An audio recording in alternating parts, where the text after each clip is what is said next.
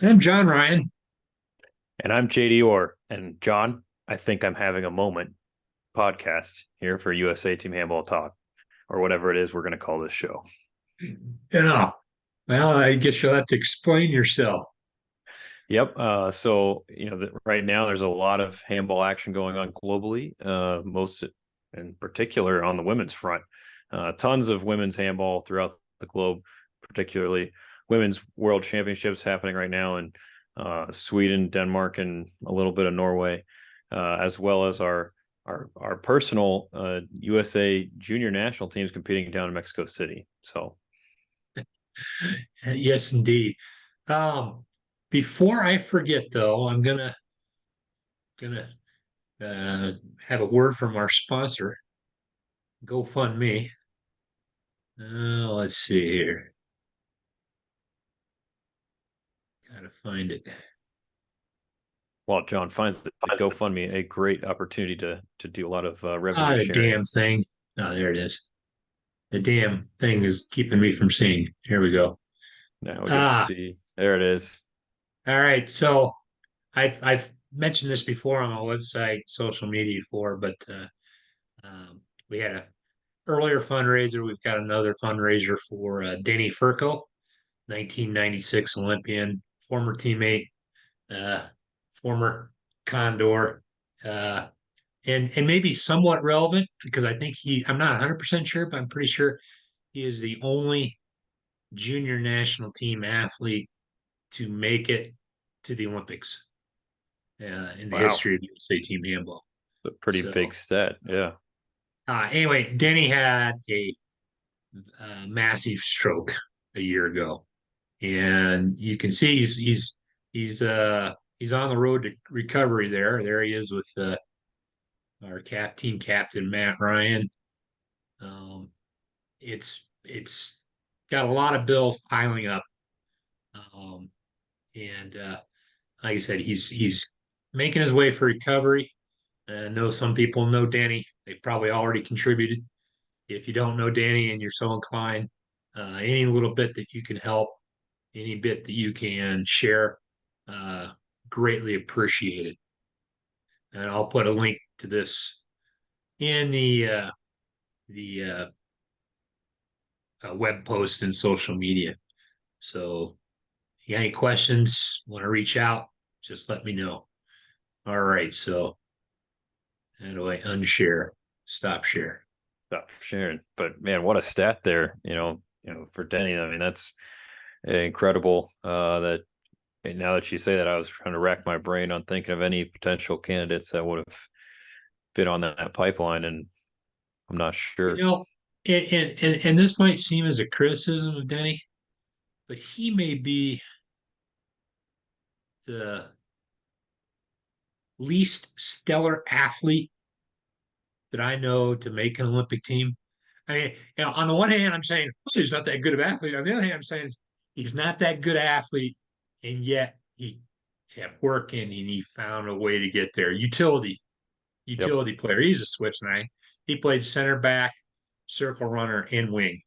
And I think that's why he was probably maybe the last man on that roster in '96.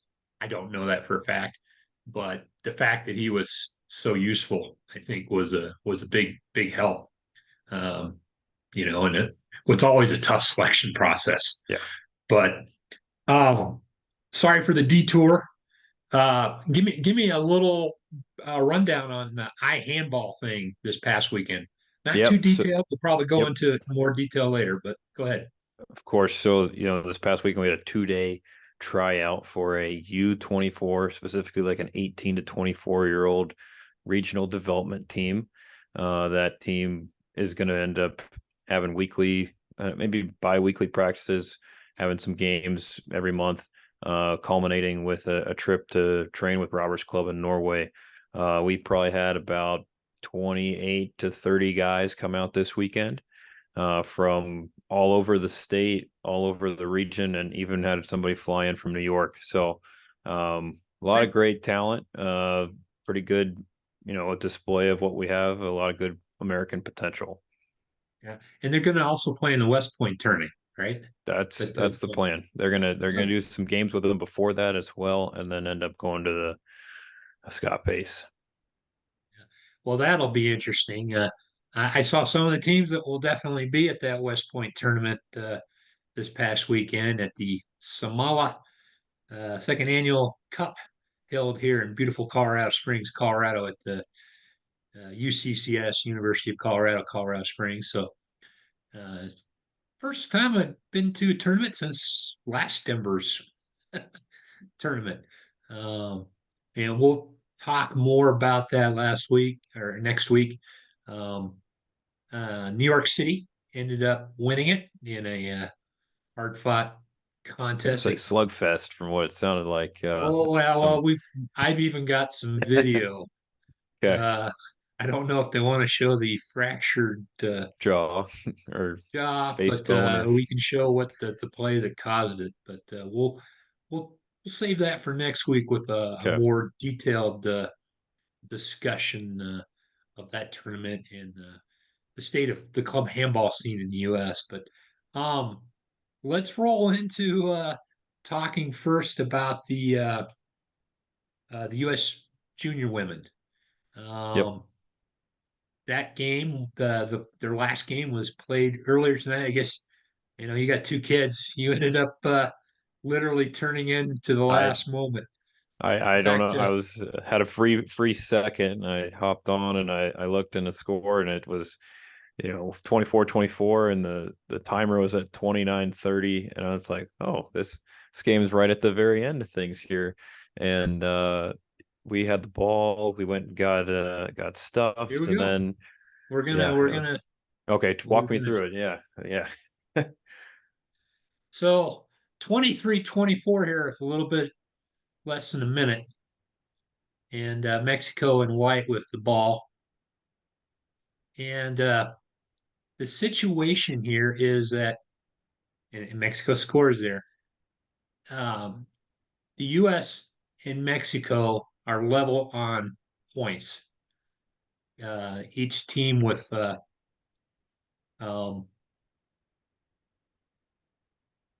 with The a same. loss, Yep. and then so they each have I believe 7 points. So the U.S. needs to score here. To get those extra 3 points to win the tournament here. Oh, Yeah. geez. So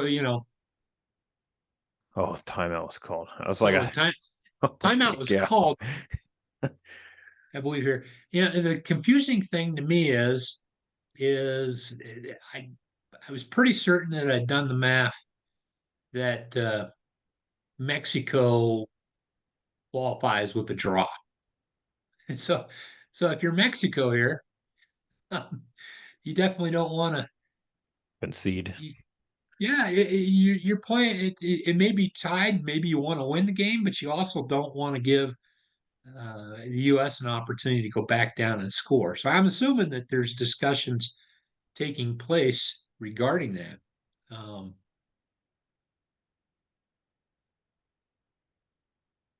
But it looks like there's a pretty solid crowd. Mexico's obviously the host for the well, tournament. But it's. Oh, wait a and when I second. So tuned so in so on YouTube, there was probably about 400 viewers. I think there was like a couple hundred. I don't know for sure. Have you been to that facility in Mexico? It's one of the few standard handball places I have not been yet. So yeah, this is about when I tuned in. So we had Okay, the so nine there's meter 20 here. seconds left. I think the clock's right. Then we get a clean shot off. I shouldn't say clean, but we get a shot off and miss wide. Just missed wide. And so here Mexico is like, guys, don't give yourself a chance at turnover. It looks like they're upset, but that Yeah, some players know that they've won. that's where I was And so really that's confused. I can see why you're confused. And maybe she's going there to tell them they won. I don't know. You'd like to think that that they knew the situation there. Yeah, Um, Because I But thought the way they reacted that the Mexico scored on that last shot, and I couldn't tell the pixelation if it went in the goal, and that's why I was like, ah, I thought it was a buzzer beater to end the game. And I was like, oh my gosh, that was from half court. What are we doing? So so anyway, yeah, 24-24 draw. Mexico had a 4 goal advantage in overall goal differential because obviously they tied. So the goal differential is, head to head is even. next, yep, Um, so let's see, we'll stop the share. Um, well, let's be transparent here. I sent you with my prediction of the game. This is my prediction based on what I thought was going to happen, which was Cuba beat Canada, and then for creating a complicated 3-way tie uh, on points because Cuba would have already played their games, and so Cuba knew what they were, and then the U.S. and Mexico would have joined them in the table. Um, and if that had happened, if Cuba had won, the United States, by my calculation, would have gone through with a 1 goal loss or draw. But Canada pulled the upset, did Mexico a real solid there, yeah. because otherwise Mexico had to win by 6. And me being the all-knowing handball expert, what did I predict? You figured Mexico would take care of business and get that 6 goal victory, no problem. But our ladies showed something else there, especially being down their top player here the last few games.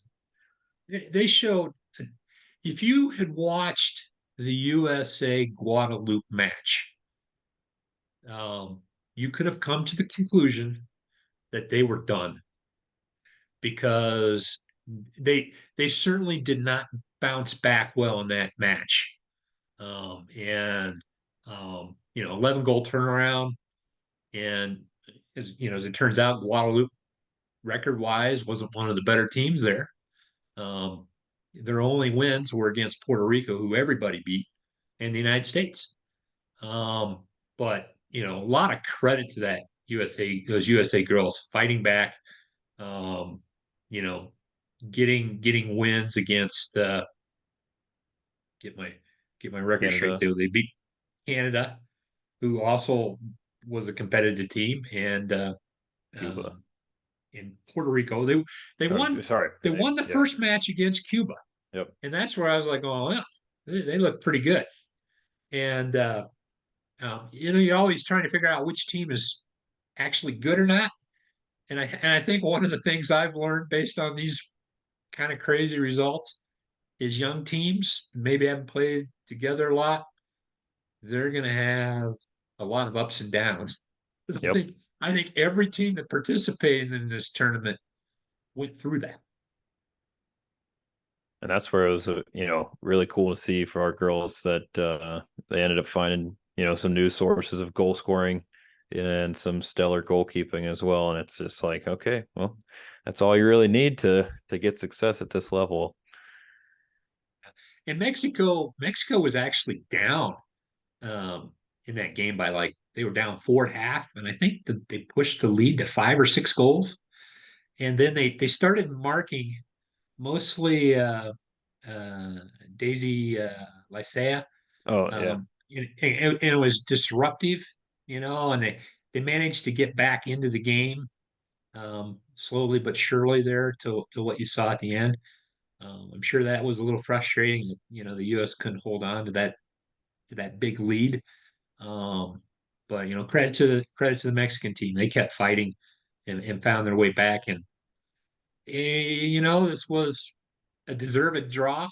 It just kind of sucks to be on the other end of that deserved draw where you know a bigger blowout of Puerto Rico might have put you on the other side of that. Yep. Um, Here's the good news. I looked at the 32 team. I looked to double check. It's 32 teams, and both the United States and Mexico went last time, and it sounds like they're going to have a lot of wild cards. If you could ever make a case for a team deserving a wild card, it would be the second place team that lost on A goal tie. differential, Yeah. Yep. and drew in the final match.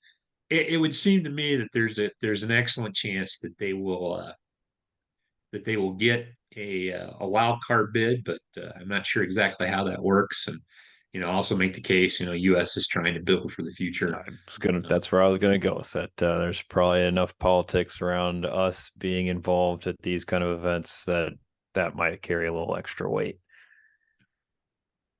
um, but overall, um, I think everyone should be pretty pleased with the performance and the bounce back. And probably, you never know what's going to happen. But I think if Eden Nesper had not broken a wrist, I think that they would have beaten Mexico. Probably would have had more comfortable win with their other opponents as well. You never know, and they certainly uh, proved to me that they're not a one trick pony as a team. Yep. I mean, you see it all the time in sports, specifically right now here in Ohio. The Bengals lost Joe Burrow. I'm not a Bengals fan, but Jake Browning has stepped in and carried the torch just fine here. So it's some next man up, whoever's gonna, or in this case, lady, is gonna step up Cutlets and DeVito too. I mean, yeah, it's all. that's what we need. Good. Maybe DeVito would be the kind of guy like saying, "Hey, maybe he's national team material." Yeah. If it doesn't pan out with the Giants. Um, ah, so I should have checked the time when we landed, but when we started, but we can go into a broader discussion of the U.S. women, or we could touch base on the World Championships. I say we touch base on the ongoing World Championships. Yeah, I think we can do Um, touch base and then see where we are from there. But I think it's been probably about nine minutes, so we all should right, have a decent amount of time. decent. Have you watched any of the games, you cord cutter? I will be 100% honest that no, I have not watched a single minute. I've seen plenty of highlights, but I did do, I keep tabs on the scores, and I'll check the Wikipedia page probably every other day on Well, I did a breakdowns. lot of work on the Wikipedia page this Okay, morning, so I got some stats that we can talk all about. right, because I However, got my you've own got stat VPN, too. right? You've got VPN, right? I don't have any VPNs, so VPN is like yeah. $3 a month. it's Man, you're cheap. it's All you got to yep. anybody out there, well, it doesn't matter now because it's all on. Well, actually, it does matter. If you don't want For to pay for an euros. ESPN Yeah. subscription, you can VPN into Canada, our friendly neighbors to the north, and you can watch any of the games on the IHF competition YouTube channel, which I have done. I've watched Greenland a few times. I've watched, if there was a match in particular that I wanted to see that wasn't on the ESPN3 platform. And I guess I'll get on my soapbox a little bit. Does anybody else in this country even care that it's It's a on ESPN3? very fair point, and I would say probably. I mean, I'm upset that it's on ESPN3 versus ESPN Plus, but usually I'm on Twitter and people are stumbling upon stuff, and there's been no mentions of stumbling. So I put together a few posts. I I'm not the greatest at social media. I do my best. I'm an old guy.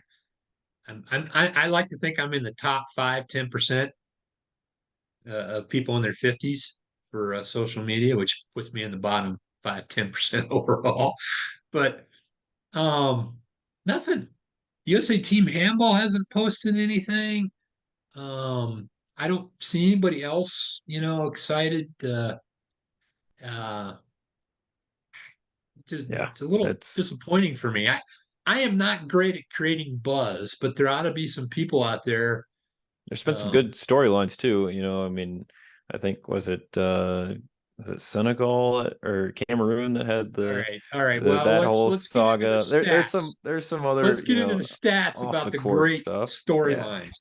What would you think the record is for non-European teams versus European teams. There has Okay. been, I did the stats. There's been Okay. 49 games played Holy cow. 49. All right. between So Europe and everybody else. when I said I prepared some stats, I had looked at the are basically Western Hemisphere, so North, Oh, South, and Caribbean. I had wow. combined I, those. I Yeah. skipped.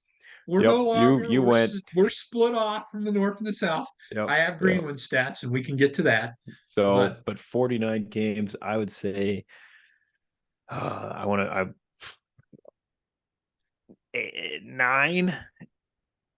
Angola's probably got, I think, 2. six Brazil's wins, got 2. 6 wins, 2 draws, Oh man. and Okay. 41 losses, Dang a it. 13% win rate. Um, That's Senegal, rough. Senegal had a great draw against Croatia. Angola had a draw against Iceland, putting What? Iceland into the President's Cup.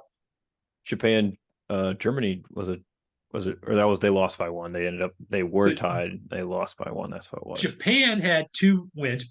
Japan had the win of the Yeah, Denmark. non-European win of the tournament Yeah, against Denmark. That was something else. And they also beat Serbia. Brazil picked up a couple wins. They blew out Ukraine, and they beat the Czech Republic, which is a solid win. Czech yep. Republic went to the quarterfinals, and then Angola beat Austria, and Argentina also beat Ukraine. Um, so there really hasn't been storylines, from my opinion. Nope. Hey, look at all 8 teams, European teams in the quarterfinals, and then the most boring, mundane possible semifinal matchups: France versus Sweden, Norway versus Denmark. It's I like, oh, mean, hmm, who it's wouldn't have expected this? the 3 hosts The 3 and hosts the and then the next next best team. best. Yeah. And Netherlands was probably the Fifth fifth man. Beatle, if you will. Yeah. Um, but that all those games played just to end up at The same essentially a same chalk result. tournament. Yep. Yeah. Um, not to say that there hasn't been some good moments, but in my opinion, it's been few and far between. And as someone who likes to watch, the other guys, Yep. it hasn't been a good tournament for the other guys. I mean, Japan has stepped it up a little bit. Brazil has gone down a notch. Angola, maybe the same level, but maybe down a notch. I mean, um, If Japan beats Germany in that first game, because I remember I have to go back and watch it, but I watched the replay of the final sequence there, and I remember Chris or Alex Kulash, he's a big Japan guy, and he was talking about how the Japanese player had gone over to help get the ball for the German player, which allowed them to have more time on the clock to then set up the 9 meter to get the shot off to win the game. And it's like, just stop being nice for 5 well, seconds. I don't know if they realized that it was the Germany's ball. I don't know exactly what the Secret. context Yep. was. Yep. Um, but let's talk about our NORCA representative, Greenland. Hats off to Greenland. Easily the best President's Cup atmosphere ever. Some of those President Cup matches where Greenland was playing were better than some group play matches. Okay. Like the early match before the host teams are playing. Yeah. Um, and they were played in Frederikshavn. I'm certain I'm not pronouncing that correct, but Denmark, and Greenland's part of Denmark, so I'm sure that they had some locals rooting Yep. for them, and then they had their contingent. Great atmosphere, but unfortunately, Greenland, came up short in all of their President Cup matches, and then in today's 32nd place match against Iran, um, uh, they looked like they were worn down. I watched most of that match, so uh, disappointing outcome for Greenland. Um, so they played 7 matches, lost all 7, and lost by an average of 14 goals. Um, the Urgh. closest they came was to Paraguay, I believe. I think they lost by 2 or 3. And Paraguay Um, got smoked in a lot of their games. So, yeah, so um, ugh. it is what it is. It's a great story to see such a small country, taking on the world. But they don't have a lot of people to work with. Yep. Um, that said, this past summer, um, they beat the United States 27-12. So a perspective on where the U.S. is relative to the rest of the world, we got blown out by the team that got blown out and By finished everyone. 32nd out of 32. Not everybody, all right, and they Fair. they were they were uh, they were tied with Iran today at halftime. They were competitive against teams like Paraguay and Iran. The other teams, the other guys. Yeah. Um, and they fought all 60 minutes like you would expect they would. Um, any other It's thoughts on the World eh, Championships? it's just one of those things that I unfortunately being here, compare those kind of tournaments to March Madness and leave the door open for the little guy, as we've seen the last few years in particular, that things get crazier and crazier, but at the end it's still the same result. So, you know, the format doesn't really allow for the craziness to have too large of an impact, I would say. But realistically, it doesn't seem like anything truly crazy is gonna happen. So I don't have any else to note on that. And unfortunately, just like you said, another chalk tournament. So Well, with handball, the possibility of the huge upset, it's just lower. The nature of the sport right. does not allow it. An undermanned basketball team can get hot from 3-point land Yep. Catch up and quickly. surprise the other team. The other team can have a bad shooting night, Yep. or they just can't hit anything. And the sort of same things can happen in handball. And I guess they're really the only uh, um, the scenario is like the super hot goalie coming out of nowhere, Yep. stopping everything, and then the other goalie, just sucking Wet it paper up big bag. time. Yeah. You know, putting in shots at letting in shots at anybody throwing up there. Balls But going between that's his legs.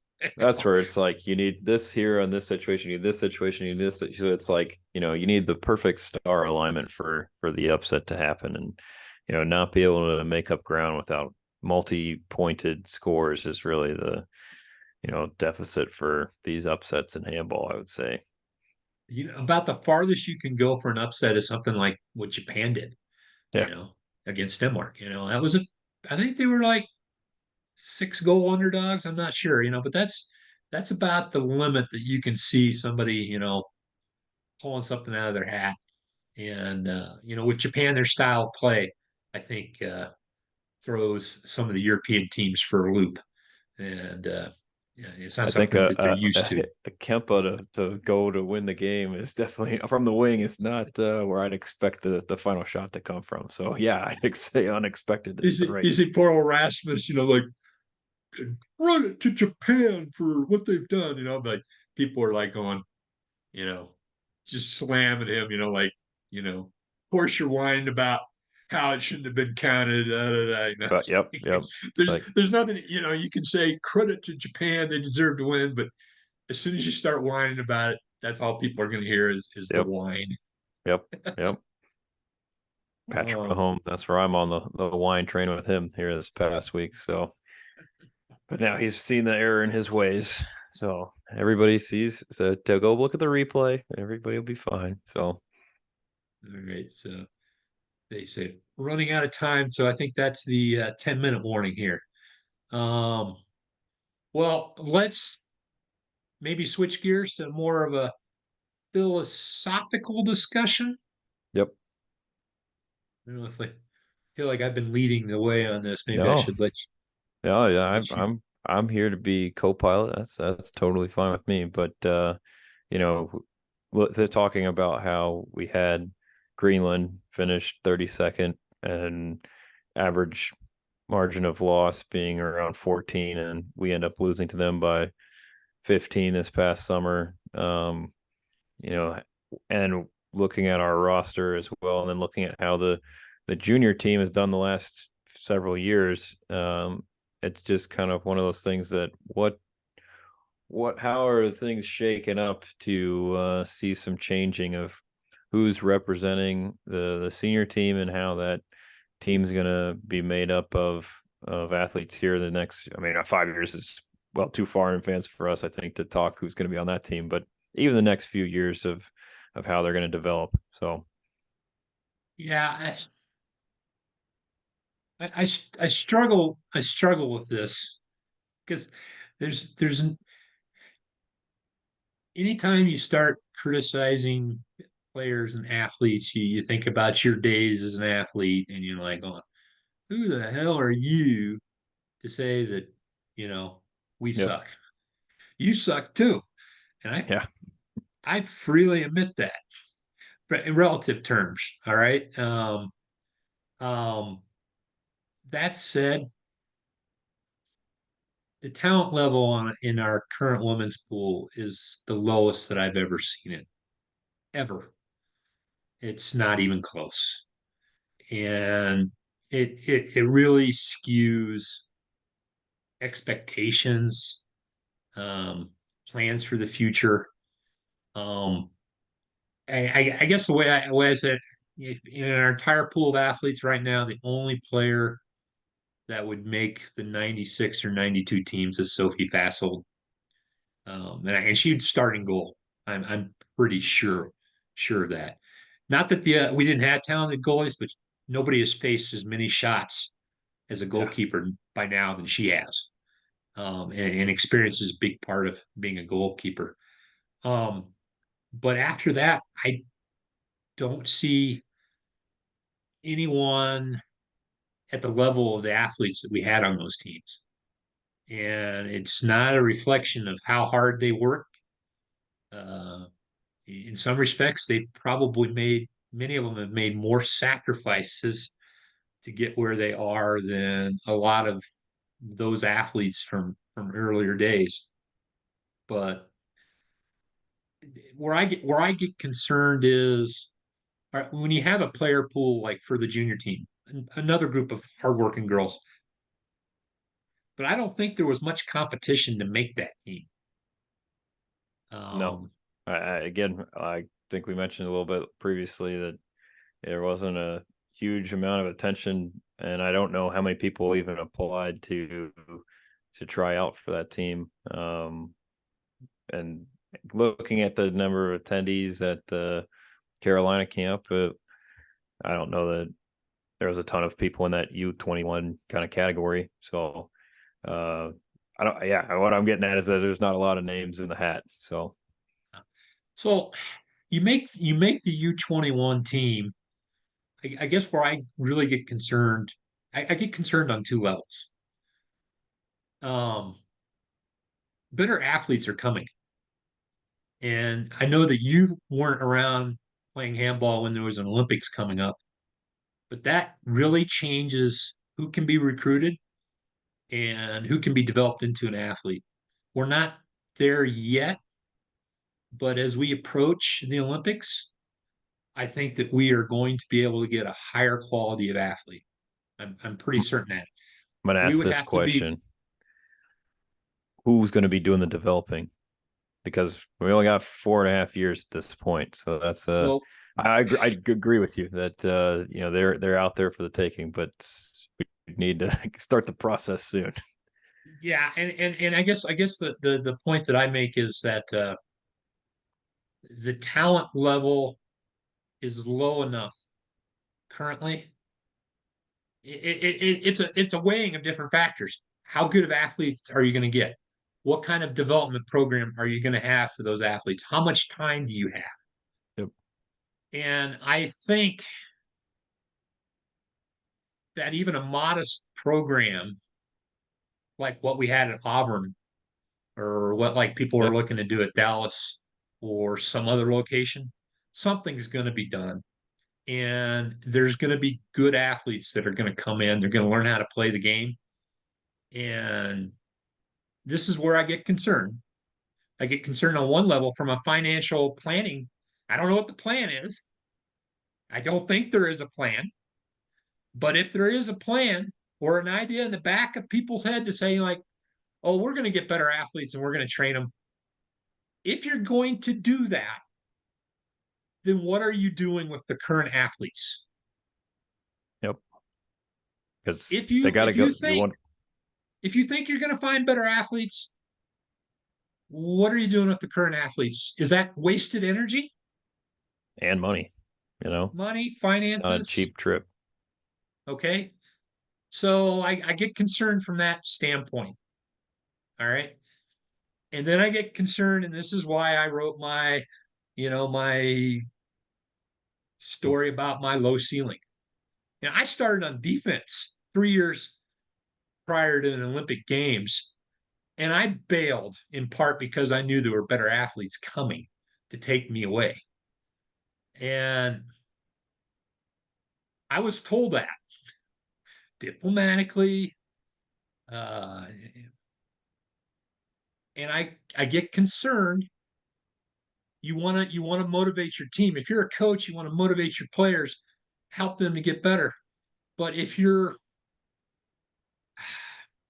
it's a conflict of interest, Yep. Yep. and we don't have the management structure, a high performance manager or a technical director or someone else in the management structure that can step in and say, hey, you're a good athlete. It's going to be challenging for you, da da da da da.